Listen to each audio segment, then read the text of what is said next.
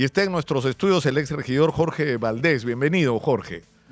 Gracias por invitarme, a ti, exitosa. Has hecho la tarea. Ajá, me dejaste. Has hecho la tarea. Me dejaste la tarea. El otro día ¿sí? yo hice una pregunta, ¿ya? Que yo creo que todos deberíamos hacernos o deberíamos habernos hecho. ¿Cuál ha sido el perjuicio real?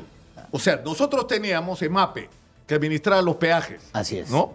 Y la ciudad tenía un ingreso y con ese ingreso, producto de la administración de los peajes, se hacían montones de obras en la ciudad de Lima. Y mantenimiento. ¿No es cierto? Claro. De repente aparecen estos delincuentes brasileños a ofrecerle a nuestras autoridades ediles que ellos se hacían cargo del peaje con un billete por abajo de la mesa. Así es. Y a cambio de eso ellos administraban y se hacían cargo de los peajes. Y se los regalamos.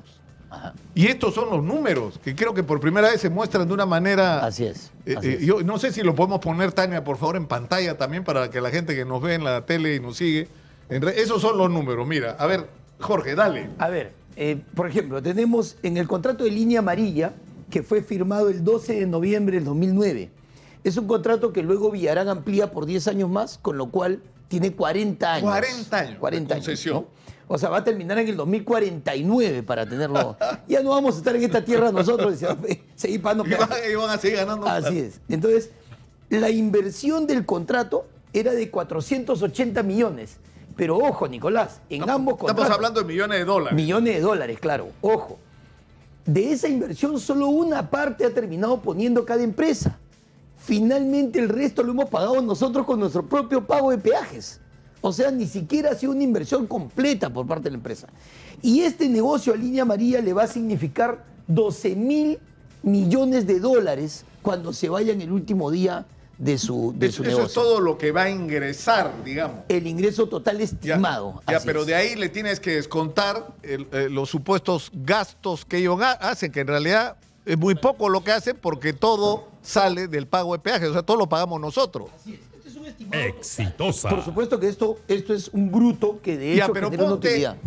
la mitad Claro. se gastan en mantenimiento y... Económico, ¿no? Versus la inversión. O sea que, ¿no? que fácilmente ahí se van a levantar de utilidad 6.000 millones de dólares. Así es. Versus la inversión, claro. En el otro caso... O sea, inviertes 480 millones de dólares, pero yo creo que hay que prestar atención sobre esto. No es que viene la concesionaria, saca 480 millones de dólares y los invierte. No, invierte no es así. una parte y como ya tiene la gestión de los peajes, con tu plata, la que tú pagas en el peaje, hacen lo que les debería tocar a ellos como inversión. El resto de la O sea, obra, nosotros digamos. pagamos la parte y todo lo demás es utilidad para ellos. Claro. Qué rico, ¿Y ¿no? qué nos dejan a los limeños? Ellos se llevan el 93% y le dejan a la ciudad de Lima el 7%. O sea, De lo que cobra, de lo que cobran. la municipalidad recibe solo 7%. Una propina. Ahora, ¿no? ese es el Así caso es. de línea amarilla. Claro. En el caso de rutas de Lima. Lo mismo. Se firmó el 9 de enero del 2013, obviamente por Susana Villarán, 30 años de concesión y una inversión de 377 millones. Ojo, ni siquiera terminada la inversión, porque por ejemplo Prialé no lo ha terminado. ¿no? Claro. O sea, faltan todavía mucha inversión. Sin embargo, ellos ya están cobrando. Y su ganancia final va a ser de 6.000 millones. De dólares. Entonces, igual son cifras astronómicas que cualquier técnico, cualquier ingeniero que hubiera sido asesor tanto de Castañeda como de Villarán, le ha tenido que advertir que era un negocio astronómico Es lo que y que decía. había una maldad en firmarlo, ¿no? Mira, ahí donde Ah. tú estás sentado, Gino Michelini, que en paz descanse, que era brillante, caracho, qué pena que no esté con nosotros. Él había hecho estos números, fíjate tú.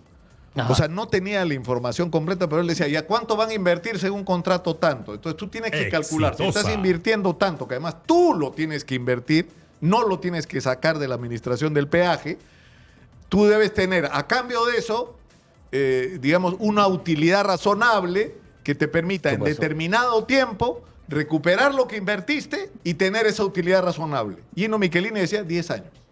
A ver, En 10 años esta gente Debería se haber cobraba seguido. de más y Así se es. tenía que ir feliz. no, es que Le regalamos Nicolás, en un caso 30 años más y en el otro 20 años más. para esta hora, hoy, ya el negocio ya es negocio, ya. O sea, ya cobraron lo que invirtieron y ya ganaron ya. Entonces, ¿De qué se trata cuando se hacen habeas corpus, acciones de amparo, cuando se hacen Claro, lo que ahorita hay arbitrajes? una habeas corpus en el... Así es. Y ¿no? hay un amparo también por parte del abogado Widowski tiene un amparo que estaría por salir a presentar una queja porque no dicen nada. Y el abogado Widowski Payas- es el que dice que él no tiene por qué pagar peaje porque es contra el libre tránsito. Así es. Pero es individual, o sea, Así es. él muestra su DNI, si y gana pasaría y libre, pasa. pasaría libre. En cambio, Pairasamán, que es el caso de ayer en el Tribunal Constitucional, donde la Municipalidad de Lima, el alcalde López Aliaga, se han allanado, lo que propone es que la caseta de peaje no exista. Ahora, ¿cuál fue el fin del negocio, del contrato? El hecho de que haya una vía rápida, ¿no? Y una vía que esté mantenida para que los ciudadanos podamos transcurrir ahí, discurrir libremente y de manera ágil. En Lima Norte y en Lima Sur se circula en la Panamericana a un promedio de 20 kilómetros por hora. Somos la ciudad en Latinoamérica donde se transita más lento en términos de tráfico, y esto lo hizo una institución holandesa. Entonces, el fin del contrato, Nicolás, ya se desvirtuó. Porque, o sea, si yo entregué la concesión para que me den agilidad, no me la dieron. Encima de eso mantenemos casetas Exitosa. arcaicas en las cuales tienes que hacer cola de media hora con una baranda que sube y baja. Además, a mí me ha pasado que acompañé a una persona a comprar el TAC para el peaje electrónico. El electrónico. Y resulta que o sea, el peaje electrónico estás ahorrándote como administrar un montón de plata, porque no tienes Así es. personal. Así es.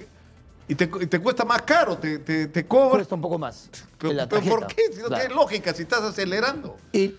Lo que deberían proponer nuestras autoridades, y es algo que lo hemos discutido muchas veces desde el Consejo de Lima, no es el enfrentamiento con la empresa, porque tarde o temprano ellos tienen un contrato y los contratos son ley entre las partes. Ayer una magistrada, Pacheco si no me equivoco, le dijo al alcalde de Lima que lo que deberían buscarse son las adendas que corrijan y perfeccionen el contrato. Y eso se puede hacer porque si hubieron adendas en el tiempo de Castañeda y Villarán que le permitieron ganar más a las empresas, Claro, también podrían haber adendas que lo porque corrijan. el criterio Claro. de justicia, y eso te lo va a aceptar cualquier tribunal, incluso internacional, es que tú haces una inversión y tienes un plazo para recuperar tu inversión y tener una utilidad razonable en un contexto donde además no puede haber corrupción. Así es. Entonces acá, primero, o sea, ¿a cuánto ha vendido, por ejemplo? Porque los dos han vendido, ¿no es cierto? Por OAS, supuesto. con Y- todas sus trampas que hizo, le vendió a Vinci. Así es. ¿A cuánto le vendió a Vinci? Segura- ¿Tienes un- no y, tengo el monto. y pero- Rutas de Lima, Claro. Odebrecht, ¿a cuánto le Pero vendió a seguramente Brookfield? han sido vendidos en el momento que fueron vendidos, más una utilidad, seguramente el 40% del monto, ¿no? O sea. Pero yo creo que han pagado más, ¿ah? Han pagado. No, pero Eso, mira, tienes otra tarea. ¿Cuánto pagaron? pero lo que habría. Porque ya que- recuperaron su plata Claro, hace pero rato. ojo, en el caso de Odebrecht todavía mantiene el 25% del negocio. O sea, Odebrecht todavía le seguimos pagando con cada peaje el 25% a Odebrecht. Y en el caso de OAS, Exitosa. lo que habría que preguntarnos es si de verdad pues es una venta, Ahora, ¿no? ¿Sabes cuál es la relevancia de esta pregunta? Es cuando tú hablas de que la recaudación estimada va a ser de 12.000 millones de dólares en el caso de Línea Amarilla y de 6.000 millones de dólares en el caso de Rutas de Lima, y que fácilmente el costo de la operación, exagerando, sea la mitad, Exagerando. se van a levantar en un lado 6.000 millones de dólares de utilidad y en otro 3.000 millones. Pero ¿saben lo que eso significa? Ese es dinero que va a dejar de entrar, que ha dejado de entrar a la ciudad para hacer obras, Son para hacer 10.000 pistas, millones. veredas, puentes, bypasses, túneles. O sea, Lima debería ser a estas alturas, después de los años que han transcurrido, una ciudad moderna. Así es. Practicando el ejemplo que tú pones de la utilidad nada más, se podrían hacer 3 Panamericanas con ese monto. O sea, hemos regalado la posibilidad de cambiar Lima y estamos amarrados a contratos que además no permiten que la ciudad invierta en las Panamericanas. ¿Qué quiere decir esto?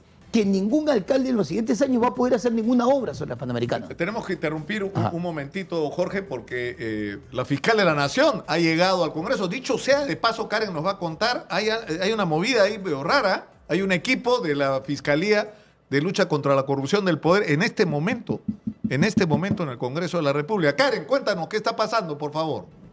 Nicolás, muy buen día, información en vivo y efectivamente 3 miembros de la DIVIAC y una fiscal están tramitando su ingreso al Congreso de la República. Ellos han llegado hace aproximadamente 40 minutos, pero todavía permanecen en el área de recepción del Parlamento Nacional. Repetimos, son 3 miembros de la DIVIAC y una fiscal quienes todavía estarían tramitando su ingreso a las oficinas del Congreso de la República. Lo que ha trascendido es que podría haber un allanamiento a las oficinas de las congresistas Gladys Echaíz y Patricia Chirinos. Y en paralelo, Nicolás, la fiscal de la Nación, Patricia Benavides, ha llegado a la Comisión de Fiscalización a fin de responder por la existencia de una presunta organización criminal en las altas esferas del Ministerio Público y que ella lideraría. Vamos a escucharla. Tenga hacer bulla en la presente sala para tener una mejor conducción. Por favor, los de seguridad, apóyennos en esto. Muchas gracias. De fecha 29 de noviembre, dimos cuenta que el lunes 27 de noviembre se recibió el oficio número 849, remitido por el señor congresista Guido Bellido Ugarte, mediante la cual solicitó que se invite a la señora fiscal de la Nación, Liz Patricia Benavides Vargas, a una sesión con carácter de urgencia para que explique su presunta vinculación con una organización criminal que operaría en la Fiscalía de la Nación y de la que sería cabecilla. Asimismo, también se informó que en la misma fecha se recibió el oficio número 354 remitido por el señor congresista Elías Marcial Varas Meléndez, mediante la cual se solicitó que se cite a la doctora Liz Patricia Benavides Vargas, fiscal de la Nación, por los graves hechos de corrupción identificados en el caso La Fiscal y su cúpula de poder, Operación Valquiria. En tal sentido, la presidencia de la Comisión de Fiscalización y Contraloría cumple con los pedidos de los señores congresistas, sobre todo por la relevancia de los hechos denunciados en los diversos medios periodísticos. Lamentablemente recibimos el oficio número 006-183-MP-FN-SEGFIN de fecha 29 de noviembre, motivo por el cual se reprogramó su citación para esta semana. Finalmente, el día de ayer, lunes 4 de diciembre, recibimos el oficio número 006-306-MP-FN-SEGFIN, remitido por la señora Fiorella Cacique Albizuri, secretaria general de la Fiscalía de la Nación, mediante el cual se confirmó la asistencia de la fiscal de la Nación en la presente sesión. En tal sentido, tiene el uso de la palabra la señora Liz Patricia Benavides Vargas, fiscal de la Nación, en relación a los temas solicitados. Exitosa.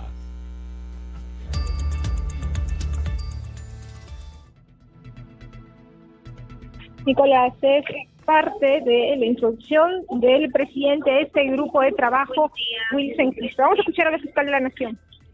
Presentes. Quisiera que se me permita utilizar unos PPT, señor presidente. Autorizado. Gracias. Asisto a esta comisión como la demócrata que soy. Por favor, seguridad, apóyenos. Están generando mucha bulla por ahí atrás. Continúe, por favor. Gracias, presidente. En más de una oportunidad he señalado que acepto las críticas, las respeto, pero rechazo siempre las mentiras. He sido convocada para informar sobre la calumniosa imputación de ser líder de una organización criminal enquistada en la Fiscalía de la Nación. Y vengo a desmentirla totalmente. Antes de responder sus preguntas, como representante de todos los peruanos, quiero ser enfática en aclarar. No existe una organización criminal, ni lidero una organización criminal. Por el contrario, he luchado contra el uso político de la función fiscal. Señor presidente, señores congresistas, hace ya casi un año de mi denuncia constitucional por actos de corrupción, se dio un golpe de Estado que tenía como parte de su plan de acción mi detención. Ahora, nuevamente, cuando trascendió que presentaría una denuncia constitucional que involucraría al actual presidente del Consejo de Ministros, buscan mi salida de la Fiscalía de la Nación. Entonces, no solo hay una venganza política, sino un fin político inmediato de sacarme del sistema de justicia. Ambas cosas conforman un binomio en mi contra. Todo este show mediático es la más clara expresión de la politización de la función fiscal y policial y la venganza contra quienes enfrentamos realmente al poder de turno. Combatir la corrupción en el poder también comprende combatir las pasiones por el poder y la forma en que el poder capta y destroza la moral, los principios y valores de las personas. Señor presidente, basta tomar como punto de partida el nombre utilizado para la operación mediática en contra de mi persona: Valquiria. Según la Real Academia de la Lengua Española, esta palabra significa la designación de los héroes que habían de morir y luego de morir servían de bebida como el vino. Esta es la verdadera y esta es la expresión de la verdadera voluntad de la instrumentalización de la función fiscal, pues lleva en su núcleo la venganza expresada en el deseo de la muerte y de beberse la sangre del héroe muerto. Exitosa. No me siento una divinidad ni una heroína, pero sí una fiscal con más de 28 años de servicio al Ministerio Público. Trabajo desde el año 1995. He ascendido peldaño a peldaño y todo por concurso público en la carrera fiscal. Y nunca tuve que servirme de un caso para aspirar al placer de la exposición en los medios de comunicación. Señor presidente, toda mi carrera fiscal nunca agaché la cabeza. Por eso, con la frente en alto y firme ante todos ustedes, puedo definirme como una fiscal que defendió el Estado de Derecho y junto a millones de peruanos lucho para salvar nuestra democracia, buscando la defensa de los derechos humanos y sobre todo cumpliendo el deber de respetar el debido proceso. Hace poco más de una semana me dirigí a todos los fiscales, presidentes de los fiscales de las juntas de fiscales superiores a nivel nacional y a los coordinadores nacionales. Exitosa. Y hablé de la lealtad y la traición, pues hoy ante ustedes hago un mea culpa de haber confiado en una coordinadora que había sucumbido el apetito del poder. Cuando conformé el equipo especial de fiscales contra la corrupción del poder, buscaba el combate a la criminalidad gubernativa, cuya esencia última no radica en la subversión sino en la manipulación interesada de los resortes del propio orden establecido. Sí, señor presidente. Denuncio un montaje, una motivación política, porque las investigaciones sobre las muertes sucedidas en las protestas sociales no podían detenerse y debían determinarse las responsabilidades para que sea este Parlamento el que decida sobre la procedencia de la denuncia constitucional contra quien envió una insinuación amenazante en un medio de comunicación.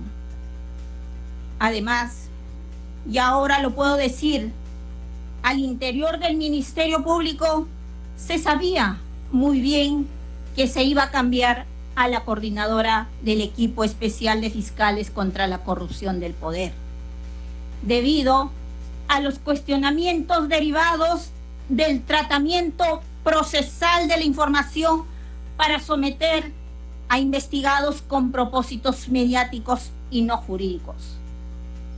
La fiscal Barreto sabía que se produciría el cambio y ella solicitó mantenerse hasta el 7 de diciembre, indicando que era para conmemorar y ser galardonada por la detención del expresidente Pedro Castillo Terrones. Pero lo real fue que estaba ganando tiempo para presentar un organigrama fabricado, su supuesta organización criminal, y lograr un seguro mediático para atornillarse en el cargo de coordinadora. Señor presidente, todas mis acciones tienen sustento en el derecho, en la legalidad de mis atribuciones como fiscal de la nación. No obstante, en la resolución judicial, que es de público conocimiento, se expresa la falsa existencia de una organización criminal que, transcurridos los días, puedo decir que es la consecuencia de haber ejercido sin temor el cargo de fiscal de la nación. Señor presidente, confío en que ustedes podrán observar este montaje. Como fiscal de la nación, formulé denuncia constitucional contra la corrupción en el poder en todas sus manifestaciones, sin cometer ninguna infracción contra la reserva de las investigaciones. Aclararé algunas cuestiones trascendentales. En la resolución judicial, la presunta existencia de la organización criminal se basa en unos chats manifiestamente manipulados que no revelan ningún acto delictivo, carentes de fiabilidad probatoria, pues solo se leen conversaciones y opiniones políticas de una sola persona sin respuesta de su interlocutor. Señor presidente, confío también que ustedes consideren que las opiniones políticas no son un delito, y más aún, no pueden ser utilizados para inventar una responsabilidad en contra de quien no los ha expresado. Exitosa. Así pues, los chats no revelan ninguna participación mía en algún acto delictivo. Con esta mentira se me ha querido involucrar en 3 temas. Primero, remoción de la Junta Nacional de Justicia. Segundo, inhabilitación de la fiscal suprema Zoraida Ábalos. Tercero, la elección del defensor del pueblo. No existe una organización criminal y no se ha cometido ningún tráfico de influencias. La disposición fiscal que se pretende mancillar es una disposición impecable, sin mancha de corrupción. Ustedes saben que jamás he propuesto ni he recibido propuestas de intercambio de prebendas con nadie, y menos con congresistas de la República. Mi disposición fiscal se basó estrictamente en la respuesta dada por la coordinadora del equipo especial de la corrupción en el poder, quien señaló que no obraba en su poder declaración de algún colaborador que haya delatado a congresistas como beneficiarios de dinero o prebendas. Es decir, no existía ningún elemento objetivo que sostuviera la denuncia formulada y correspondía disponer no haber mérito a promover investigación preliminar. Exitosa. No he cometido ningún acto arbitrario ni ilegal, entonces. Lo que se ha iniciado es una campaña mediática en mi contra. Se usan los supuestos chats de un funcionario de mi gestión que ha estado en el Ministerio Público desde el año 2015. Y con ello se genera especulaciones sobre la actividad interinstitucional con el Congreso de la República. Hemos visto la filtración de información prohibida buscando precipitar una decisión en mi contra. Tengo que expresar algunas cuestiones jurídicas relevantes que ponen en evidencia esta campaña en mi contra, que se hicieron públicas en la resolución judicial. Primero, una fiscal incompetente decidió investigarme. Esa es la verdad. Se me investiga sin respetar el fuero constitucional que corresponde. Segundo, se abrió la investigación contra los que resulten responsables, a pesar de que la policía tenía identificado a Jaime Villanueva Barreto. Tercero, aunque tenía identificado a un funcionario supuestamente sospechoso, se dispuso el secreto de la investigación fuera de los límites legales. Cuarto, se recibió la supuesta prueba electrónica violando los protocolos del Ministerio Público. Quinto, no se dio cuenta de la evidente manipulación de los pantallazos de un chat de WhatsApp. Sexto, se presentó un requerimiento de detención preliminar aportando como elemento incriminatorio una disposición de la Fiscalía de la Nación basada en un informe de la misma coordinación del equipo especial contra la corrupción del poder y publicaciones periodísticas. Séptimo, el juez, a sabiendas de tener conflicto de intereses y de saber que no era el competente, no se inhibió de conocer la causa. Exitosa. Frente a estas cuestiones jurídicas, surge la pregunta: ¿quién quiere la Fiscalía de la Nación y para qué? ¿Quién está detrás de esta conspiración contra el Ministerio Público, la Defensoría del Pueblo y el Congreso de la República? ¿Quién un año después intenta amenazar nuevamente a la democracia peruana? Exitosa. Por mi parte, señor presidente, y por su intermedio, señores congresistas, no he cometido ningún delito ni falta administrativa. He cuidado que no se politice la justicia.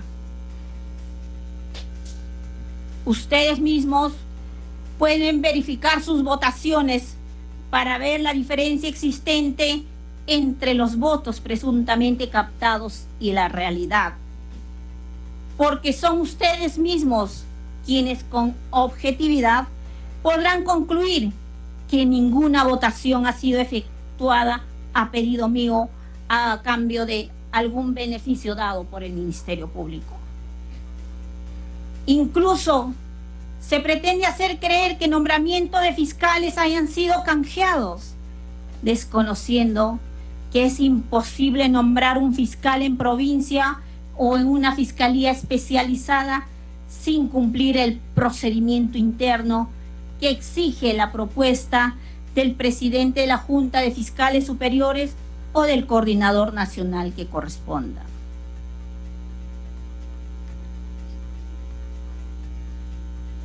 Exitosa. Por el contrario, los enemigos del Ministerio Público tienen tres finalidades principales que son: primero, politizar la actuación del Ministerio Público, que sea usado como instrumento de persecución política, socavando la democracia peruana. Segundo, encubrir a personajes corruptos. Visibles personajes corruptos gozan de impunidad y se pasean por calles y plazas. Incluso ahora alzan el dedo acusador en contra de mi persona, sumándose a la campaña mediática. Tercero, encubrir la violación de los derechos humanos. Aunque las bancadas de izquierda lo duden, esta es una de las razones de la campaña de destrucción en mi contra. Pero desde aquí me reafirmo en que la vida de cada peruano importa y cada muerte debe ser investigado. Tenemos la obligación internacional de prevenir, investigar y sancionar las violaciones de derechos humanos y de respetar y garantizar el derecho a la verdad. Confío en que con su labor parlamentaria podré seguir enfrentando la corrupción en el poder, manteniendo limpia la medalla fiscal. El Perú merece saber toda la verdad, Exitosa. no una parte de ella. Las medias verdades son mentiras completas. Los peruanos necesitamos saber qué sucedió con Odebrecht y su acuerdo con la Fiscalía. Seguiré en todo momento poniendo por delante la defensa de los derechos humanos. Repito, tengo 28 años de servicio en el Ministerio Público y siempre tengo presente el himno institucional que nos recuerda a todos los fiscales del Perú que asumimos con devoción los anhelos ciudadanos de cuidar de la nación y los derechos humanos. Estoy tranquila con mi conciencia y doy la cara afrontando todo, pues tengo la satisfacción de que no he faltado al deber ni a la función fiscal, por lo que termino citando al Libertador San Martín: la conciencia es el mejor juez que tiene un hombre de bien. Gracias, señor presidente. Exitosa.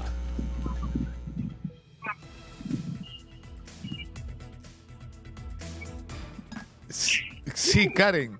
No, creo que hemos perdido a Karen. Lo que llama mucho la atención es que el abogado de Patricia, Benavides, es Jorge del Castillo Gálvez. Entonces, yo creo que ya la película está clara y las cartas están sobre la mesa más o menos, ¿no?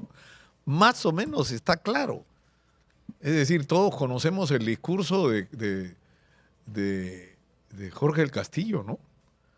O sea, contra el fiscal Vela, contra José Domingo Pérez, contra los procedimientos de colaboración eficaz, contra el uso de la prisión preventiva como un mecanismo de protección de las investigaciones. En fin, ya yo creo que si había alguna duda ya acaba de ser completamente despejada. Estamos con... ¿Cuál es el procedimiento que viene ahora? Vamos a retomar contacto. Jorge, nos interrumpió la fiscal de la Nación en esta conversación que estábamos teniendo y que vamos a seguir hablando sobre la presentación de la fiscal de la Nación y lo que viene ante la Comisión de Fiscalización. Ahora, ¿en qué va a terminar este asunto de los peajes? O sea, no puede ser que con toda esta información que tú nos estás dando, con las evidencias que hay de corrupción en los dos casos, no podamos deshacernos de estos contratos de administración de los peajes. Creo, como mencioné antes de poder ver a la fiscal de la Nación, el desequilibrio del negocio es evidente, ¿correcto? O sea, cuando uno firma un contrato, sobre todo cuando es un contrato de asuntos económicos como este, debe mantener un equilibrio en el tiempo ese negocio. Claro. Ese negocio ya está en desequilibrio. Está claro. Ya no hay... Está claro que ya... Ahora, escúchame, continúa la sesión, ¿no? En el Congreso. Exitosa. ¿Qué nos hacemos? Vamos un ratito con la sesión. Sí, a ver, ¿qué pasa? Adelante, la fiscal de la Nación, Patricia Benavides, y su abogado, Jorge del Castillo, en el Congreso de la República. Adelante. Reguilla, que investigaba a su hermana Emma Benavides Vargas, que era investigada por liberar a un narcotraficante.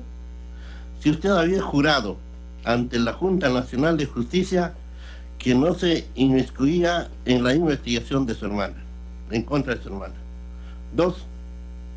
Estando a su respuesta anterior, ¿cuál es el análisis lógico, jurídico, que su hermana Emma Benavides liberó al narcotraficante Roberto Gómez Herrera, alias Huevo, quien es el considerado por la Interpol como uno de los máximos cabecillas del narcotráfico internacional?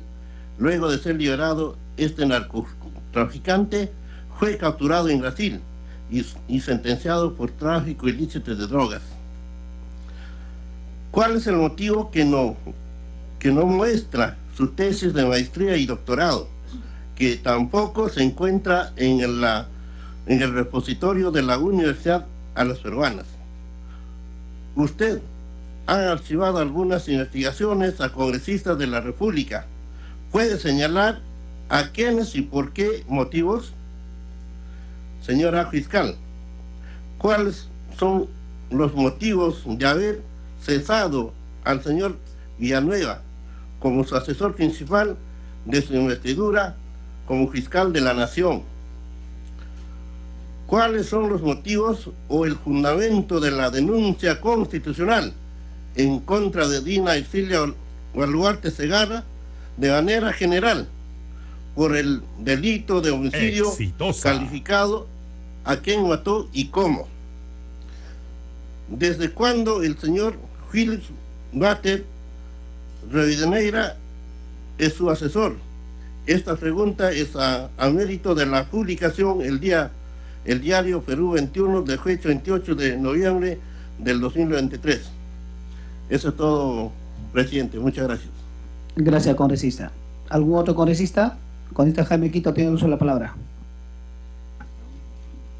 Bueno, hubiese sido interesante que responda a cada una de las interrogantes planteadas por los congresistas, pero bueno, señor presidente, ante todo saludar a todos los presentes y bueno, después de haber escuchado a la señora fiscal por intermedio suyo, señor presidente, nos encontramos en un mundo maravilloso dentro de la fiscalía en la que no hay absolutamente nada. Y yo no entiendo por qué la justicia en el país está tan decaída. Una justicia que nunca llega a los que tiene que llegar. Y parte de eso es el Ministerio Público.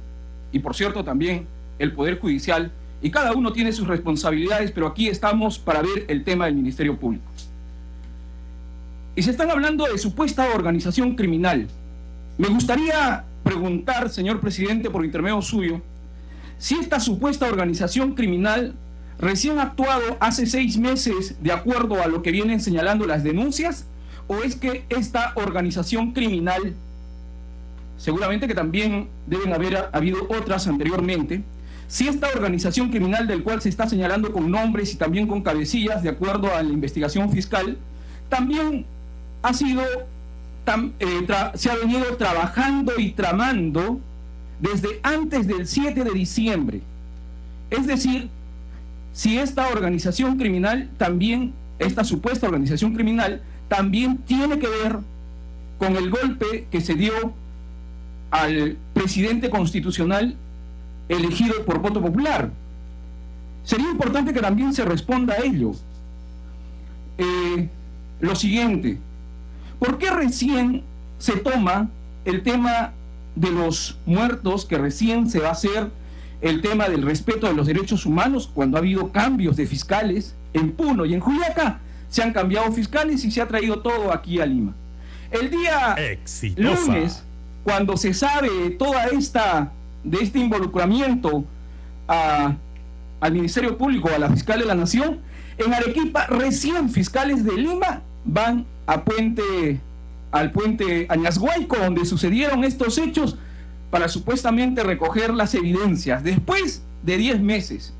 ¿No será que también han sido cómplices de la violación de derechos humanos de lo que ha acontecido en nuestro país? Y recién, con una mala denuncia constitucional, que por cierto le comento, señor presidente, yo ya presenté una denuncia constitucional el 7 de julio o el 12 de julio de este año, y ni siquiera han visto mi denuncia constitucional. Le aviso, señor presidente, a través suyo a la fiscal.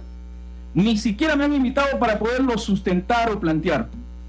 Y no sé qué es lo que vaya a pasar con esa denuncia constitucional, sino más bien parece una defensa a la señora Boluarte por todo lo acontecido en estos meses, y más aún que no se tiene responsables. A la fecha están señalando que habrían supuestamente unos 6 ejecutores, pero han pasado 10 meses y no hay investigaciones, y lo único que se ve, como dicen los familiares de Puno y Ayacucho, es que una utilización respecto a sus familiares y las muertes que acontecieron en el país, y que nunca se está buscando justicia, porque ya recuerdo perfectamente lo que aconteció en Arequipa el 2002 en la gesta de junio, Fernando Talavera Soto y Edgar Pinto Quintanilla, que hasta la fecha no se sabe los responsables de lo acontecido en Arequipa en ese año por la defensa de Gaza.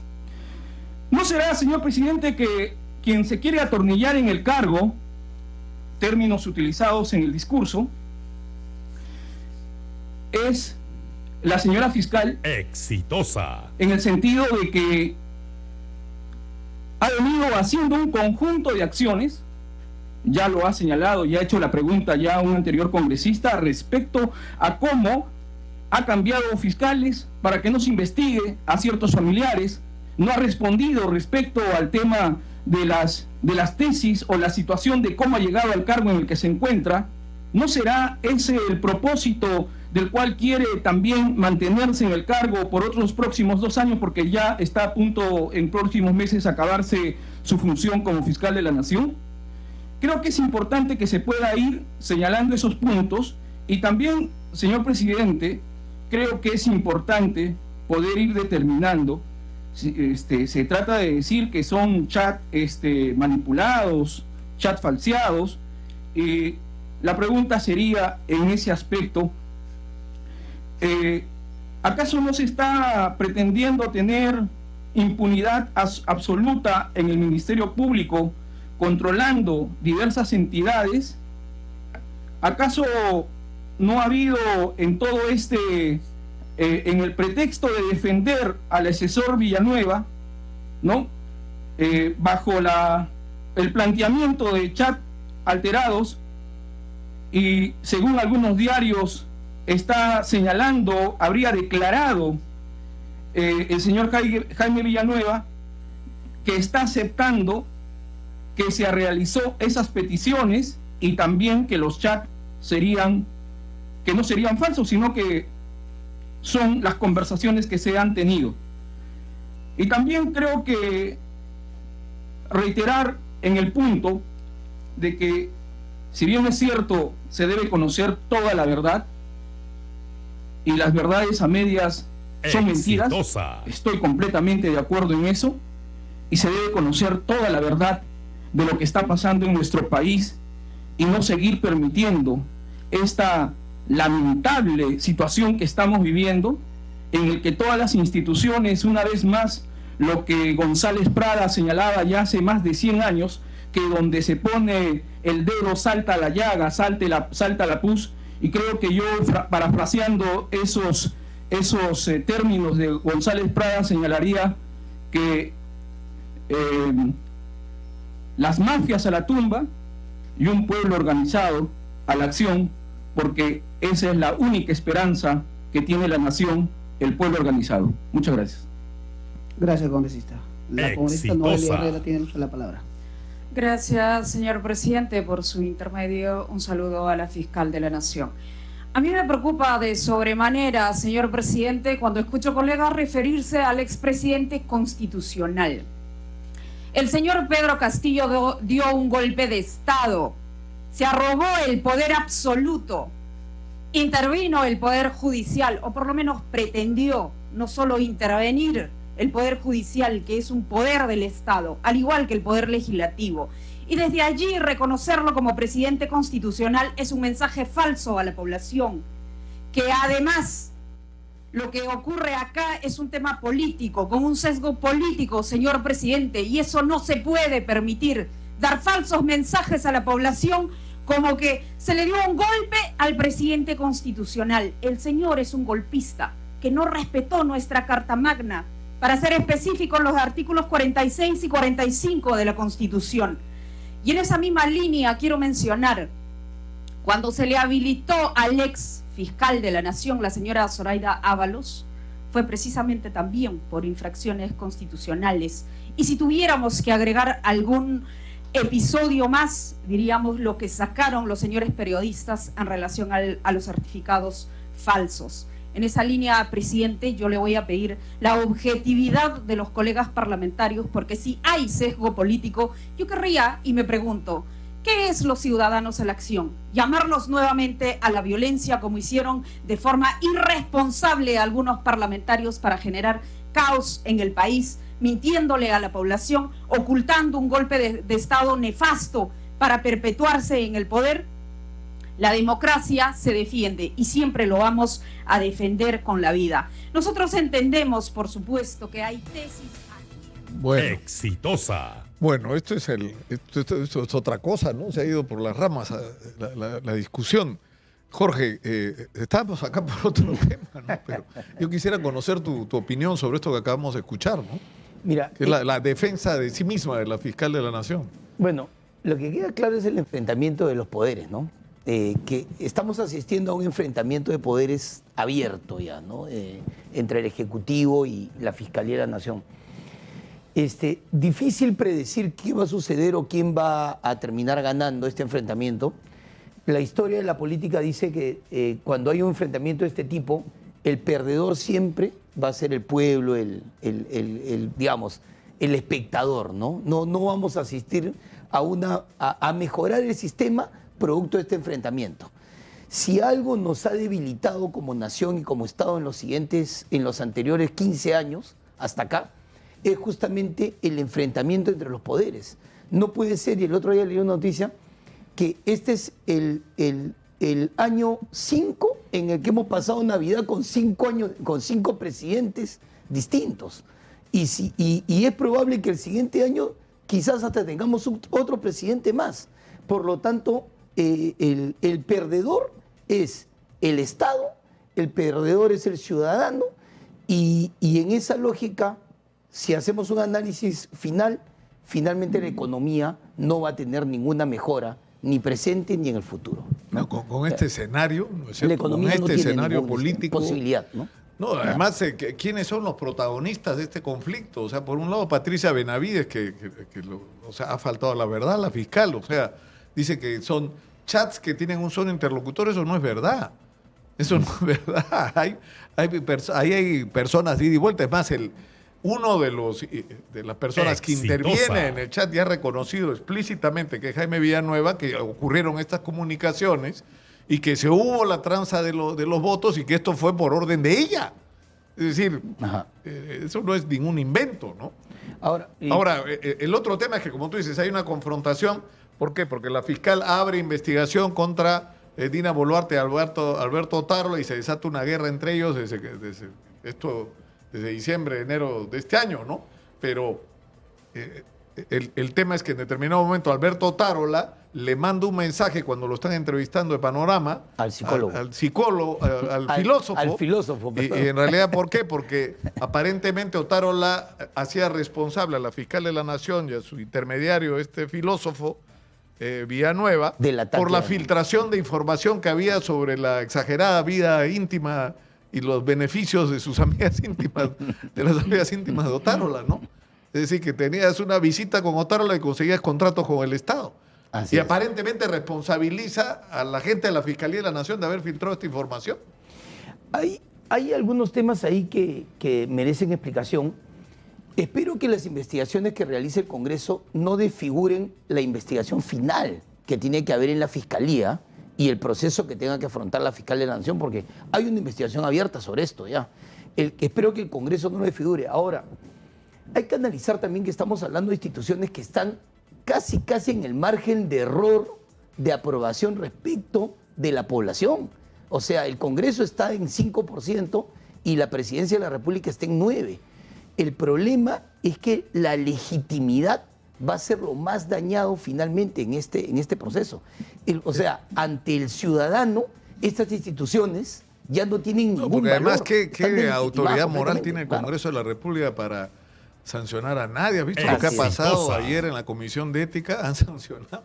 O sea, la misma Comisión de Ética que le perdona la vida a los niños, a la hermana del señor Acuña, es decir, que pasa por agua tibia a todos los mochazuelos, los niños, a todos los pendencieros. Ayer han sancionado. Es cierto que la sanción es menor contra Digna Calle.